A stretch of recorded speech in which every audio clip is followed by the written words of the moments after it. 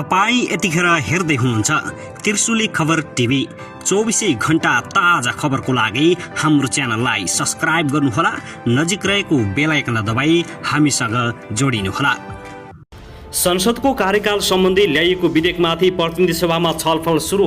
नेविसंघ पूर्ण कार्य समितिको माग गर्दै कांग्रेस केन्द्रीय कार्यालय सानेपामा विरोध प्रदर्शन। रूपन्देही क्षेत्र नम्बर 3 बाट बालकृष्ण खाँडको एकल सिफारिस। दाङ 2 बाट शंकर पोखरेल सर्वसम्मत उम्मेदवारमा सिफारिस। चिनिया जन कांग्रेसका स्थायी समिति अध्यक्ष ली जान्सु भदौ 27 गते नेपाल भ्रमणमा आउने, राजनीतिक दलमा खैला बैला। अन्ततः सांसद पदबाट राजेन्द्र लिङ्गदेनले दिए राजीनामा। कम्युनिस्टहरूबीच मोर्चाबन्दी गरी देशमा ठूलो राजनीतिक उथलपुथल आउन सक्छ, घनश्याम भुषालको दावी। पूर्व सञ्चार मन्त्री गोकुल बास्कोटा काभ्रे 2 बाट सर्वसम्मत रूपमा उम्मेद्वार। नेकपा माओवादी केन्द्रका अध्यक्ष पुष्पकमल दाहाल प्रचण्डको घोषणा, क्रमभङ्ग गर्न चुनावपछि सडकमा जान्छौं। प्रचण्डको घोषणाले नेकपा माओवादीमा हंगामा। अहिलेको निर्वाचन प्रणाली कायम राखेर भ्रष्टाचार मुक्त समाजको परिकल्पना गर्छ। प्रचण्डको एउटै निर्णयले राजनीतिक दलहरूमा निकै ठूलो हंगामा। प्रचण्डलाई घनश्याम भुषालले भने, क्रमभङ्ग गरेरै भए पनि कम्युनिस्टहरू एकता गर्न ढिलाइ नगर्नुहोस्। चितवन 3 बाट एकमतले प्रचण्डको नाम सिफारिस। अब के होला? प्रचण्ड र देउबाको भेडवार्ताले बालुवाटारमा हंगामा। देउबा 100 सिटबाट तल नझर्ने र प्रचण्ड 60 बाट तल नझरेपछि माधव कुमार नेपाल दोधारमा। गठबन्धनभित्र सिट भागवण्डाले लियो उग्र रूप र भागवण्डा नमिलेपछि शेखर कोइराला पक्षले गर्यो यति ठुलो घोषणा। नेकपा एमालेसँग चुनावी तालमेल हुन सक्ने भन्दै देउबालाई ठाडो चेतावनी। गगन थापा र शेखर कोइरालाले चाले यस्तो कदम, देउबाको होस उड्यो, कांग्रेसमा हंगामा। अब हेर्नुहोस् पूरा समाचार। दर्शक महानुभाव नमस्कार, तपाईहरूलाई हार्दिक स्वागत छ हाम्रो च्यानल त्रिशुली खबर टिभीमा। यदि हाम्रो च्यानललाई अहिलेसम्म सब्स्क्राइब गर्नुभएको छैन भने सब्स्क्राइब गरी नजिक रहेको बेल आइकन दबाई हामीसँग जोडिनुहोला। दर्शक महानुभाव, फेरि पनि हामी तपाईहरुमाझ निकै महत्त्वपूर्ण अपडेटका साथ उपस्थित भइसकेका छौं। यो भिडियोलाई अन्तिमसम्म हेरी हामीले साथ दिनुहोला।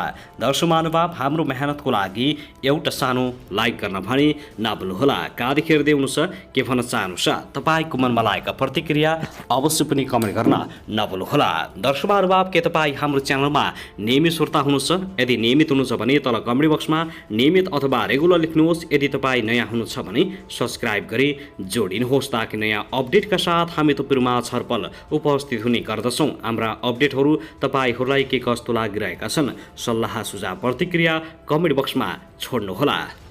दर्शक महानुभाव, आउनुहोस् अब पहिलो खबरतर्फ लागौं। राष्ट्रिय प्रजातन्त्र पार्टीका अध्यक्ष राजेन्द्र लिङ्गदेनले प्रतिनिधि सभा सदस्यबाट राजीनामा दिएका छन्। प्रतिनिधि सभाको आज आइतबारको बैठकमा उनले राजीनामाको घोषणा गरेका हुन्। राप्रपा अध्यक्ष राजेन्द्र लिङ्गदेनले प्रतिनिधि सभा सदस्यको कार्यकाल मङ्सिर 4 गतेपछिका लागि पनि राख्ने तयारी हुँदा आफू दुखी भएकाले राजीनामा दिनुपर्ने बताएका हुन्।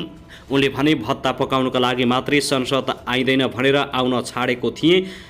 संसदको आयु मङ्सिर 4 गतेपछि पनि कायम गर्ने भन्ने निर्णय प्रक्रियामा आएको छ। उनले भने, त्यसले लज्जित र दुखित तुल्यायो। अब सांसद छैन भनेर बाटो भन्दै हिँड्नु उपयुक्त हुँदैन भन्ने लागेर संसदमा उपस्थित भएर सबैमा सुनाएर जानु उपयुक्त हुन्छ भनेर यो घोषणा गर्दछु। म अब संसदमा उपस्थित हुने छैन। निर्वाचन घोषणा भएपछि पनि संसद चल्नु राम्रो नभएको राजेन्द्र लिङ्गदेनको भनाइ थियो।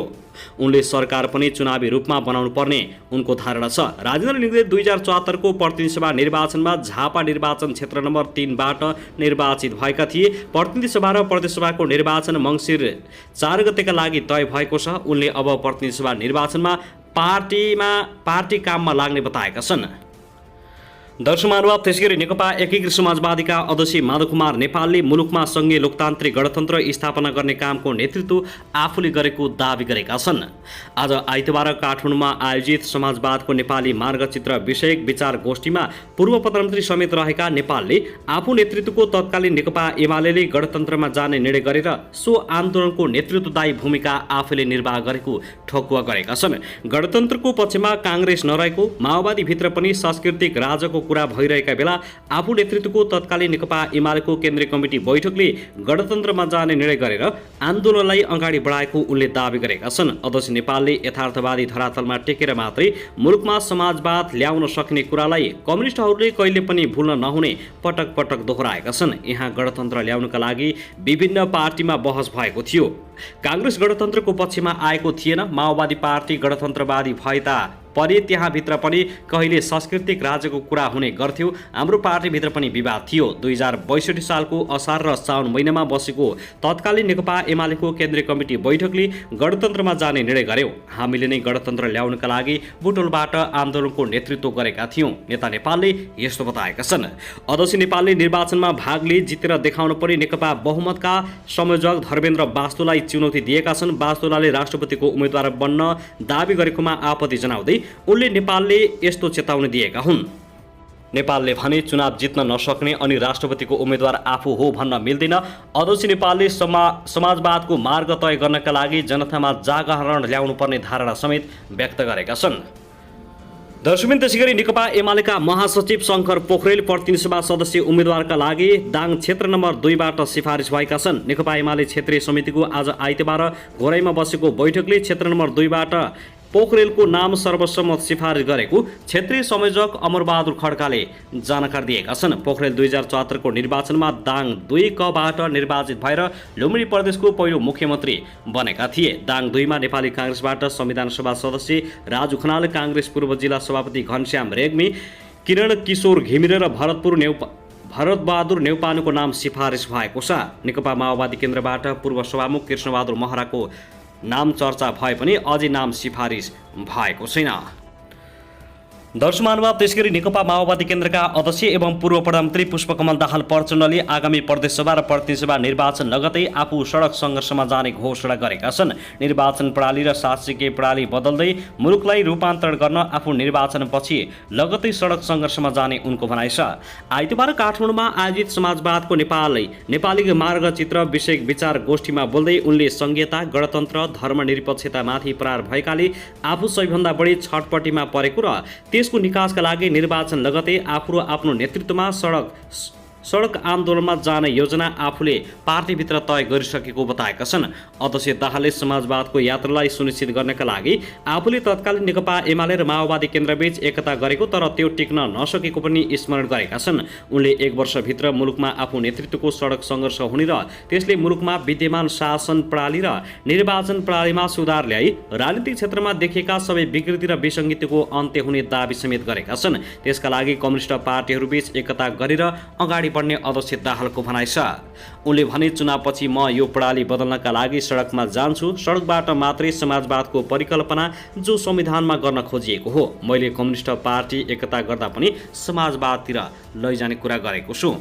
अध्यक्ष दाहालले संसद विघटन हुँदा भएको सडक आन्दोलनकै कारण त्यसको पुनर्स्थापना गर्न आफूहरू बाध्य भएको भनेर निलम्बित प्रधान न्यायाधीश चोलेन्द्र शमशेर जबराले स्वीकार गरेको स्मरण गराउँदै आफूहरू सोही आन्दोलनकै बाटोबाट अगाडि बढ्ने बताएका छन्। दर्शक महानुभाव, त्यसगरी नेकपा एमालेका नेता घनश्याम भुसालले आगामी प्रदेश र प्रतिनिधि सभा निर्वाचन अघि नै वाम मोर्चा बनाउन नसक्नु मुलुकका लागि ठूलो दुर्भाग्य भएको टिप्पणी गरेका छन्। कम्युनिस्टहरूबीच मोर्चाबन्दी गरेर अगाडि नबढ्ने हो भने आगामी 3-4 वर्षभित्र मुलुकमा ठूलो राजनीतिक उथलपुथल हुने र त्यसबाट कम्युनिस्टहरूले ठूलो मूल्य चुकाउनु पर्ने उनको चेतावनी छ। आइतबार काठमाडौँमा आयोजित समाजवादको नेपाली मार्गचित्र विषयक विचार गोष्ठीमा बोल्दै नेता भुसालले अहिले देखा परेको राजनीति प्रतिको वृत्तिष्ठा, सत्ताप्रतिको वृत्तिष्ठा र दलहरूभित्रै रहेको उकुस मुकुसलाई नजरअन्दाज नगर्न पनि राजनीतिक दलहरूलाई सचेत गराएका छन्। मुलुकलाई राजनीतिक सङ्कटबाट रोक्ने हो भने वामपन्थीहरूबीच एकता गरेर अगाडि बढ्नुपर्नेमा उनले जोड दिएका छन्।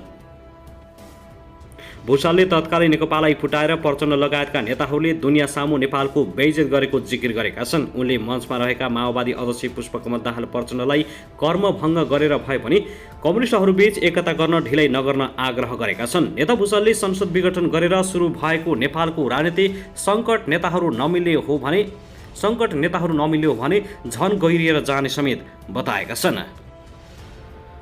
दर्शक महानुभाव, त्यसगरी झण्डै 1 महिना अगाडिदेखि सत्ता गठबन्धन दलका शीर्ष नेताहरू सिट बाँडफाँडमा सहमति जुटाउन प्रयासरत छन्। एकले अर्कोलाई गलाएर बढीभन्दा बढी सिट आफ्नो पक्षमा पार्ने कसरत जारी छ। आज आइतबार पनि कार्यदलसहित गठबन्धनमा सिट भागबण्डाबारे छलफल हुँदैछ। अहिलेसम्म कुल 165 सिट मध्ये कसले कति लिने भन्ने कुरामा सहमति नभए पनि 80 र 85 कै हाराहारीमा गएर दलहरू अड्किएका छन्। प्रधानमन्त्री समेत रहेका नेपाली काङ्ग्रेसका सभापति शेरबहादुर देउबा पछिसम्म गठबन्धन बचाएर लानका लागि लचकता देखाइरहेका छन् भने काङ्ग्रेसले वरिष्ठ नेता शेखर कोइराला र महामन्त्री गगनकुमार थापा 100 सिटको बटलाइनमा अडिएर बसेका छन्।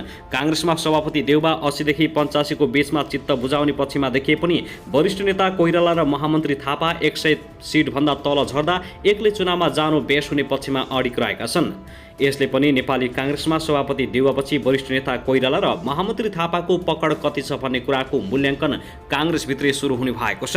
कोइराला र थापाको अडालले अहिले काङ्ग्रेसमा देउबालाई निकै दबाव परेको छ। उनले निर्धक्कसँग गठबन्धनमा काङ्ग्रेसको सिट सङ्ख्याको बटलाइन दिन सकेका छैनन्। उनलाई आफ्नै समूहका नेताहरूको आकाङ्क्षा व्यवस्थापन गर्न र शेखर कोइराला समूहको दबाव थेग्न समेत कठिनाइ भइरहेको छ।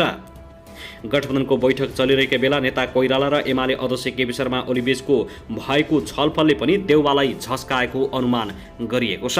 पार्टीभित्रको असन्तुष्ट व्यवस्थापन नगरी गठबन्धनलाई मात्रै प्राथमिकता दिने हो भने पार्टीमै विद्रोह आउने चेतावनी कोइराला समूहले दिइसकेको छ। ओली र कोइराला बीचको भेटमा गठबन्धन नगरी अलग अलग निर्वाचन लड्ने विषयमा छलफल भएको बताइए पनि ओलीले कोइरालासँग सामान्य राजनीतिक कुराकानी मात्र भएको बताएका छन्। देउबालाई 100 सिट तल जानु परे एक्लै चुनाव लड्नुपर्ने दबाव पनि कोइराला र थापाले दिइसकेका छन्। कोइरालाले 100 भन्दा कम सिटमा सम्झौता नगर्न पार्टी नेतृत्वलाई दबाव दिइरहेका बेला कार्यदल सदस्य समेत रहेका महामन्त्री थापाले पनि बैठकमै 100 भन्दा कम सिटमा सम्झौता नहुने अडान राखिरहेका छन्। 100 सिट पनि नपाउने हो भने काङ्ग्रेसभित्र असन्तुष्ट बढ्ने कोइरालाको जस्तै थापाको पनि भनाइ आएको छ। तर काङ्ग्रेसमा उनीहरूको भनाइले कति अर्थ राख्छ र सभापतिले कति र कस्तो मूल्याङ्कन गरिरहेका छन् भन्ने कुराले अर्थ राख्ने नेताहरूले बताएका छन्। अर्कोतर्फ सिट बाँडफाँड र उम्मेद्वार चयनमा पनि सभापति देउबा जति के दबावमा देखिएका छन्, महामन्त्री थापा पनि उत्तिकै छन्। उनले उम्मेद्वारका लागि नाम सिफारिस गर्न जारी गरिएको परिपत्रमा हस्ताक्षर त गरे, तर त्यसमा राखिएका प्रावधानले धेरै शीर्ष नेताहरू रिङ आउट भएका छन्। समानुपातिकमा दोहोरिन नपाउने प्रावधान बाहिरिएपछि नेताहरूलाई महामन्त्रीको हैसियतले व्यवस्थापन गर्नुपर्ने बाध्यता थापामा रहेको छ, तर उनीहरूलाई व्यवस्थापन गर्ने ठाउँ नै छैन। त्यस्तै प्रत्यक्षतर्फ 3 जना भएकोमा महिला अनिवार्य नगरिएकाले महिला नेतृत्वले पनि थापाप्रति नकारात्मक टिप्पणी गरिरहेका छन्। उता समानुपातिकमा 1 महिला अनिवार्य भने पनि क्लस्टर नछुट्याएकाले यसमा पनि थापाको विरोध भइरहेको छ। महिलामा पनि खस आर्य दलित जनजाति मधेसी पिछडिएको क्षेत्र र वर्गको वर्गीकरण गरिएको छैन। थापा आफैले पनि बाहिर भाषण गर्नुभन्दा पदमा पुगेपछि व्यवस्थापन गर्न गाह्रो भएको कुरा बताइरहेका छन्। केन्द्रीय समितिमा बहुमतमा रहेका सभापति देउबाले अन्त्यमा पार्टीभित्र सहमति नजुटे बहुमतका आधारमा निर्णय गराएर सिट सङ्ख्यादेखि उम्मेद्वार चयनसम्ममा हस्तक्षेप गर्न सक्ने सम्भावना बढेको छ। अहिले सभापति देउबाले महामन्त्री थापालाई पार्टीका विवाद आउने आन्तरिक कामको जिम्मा दिइरहेका छन्। यसले पनि सिट बाँडफाँडदेखि उम्मेद्वार चयनसम्म महामन्त्री थापालाई साथमा लिएर अगाडि जाने सोचमा देउबा देखिएका छन्। सभापति देउबाले अर्का महामन्त्री विश्वप्रकाश शर्मालाई भन्दा थापालाई महत्त्वपूर्ण काममा अगाडि सार्नुको कारण उनी कोइराला पक्षका हुन्।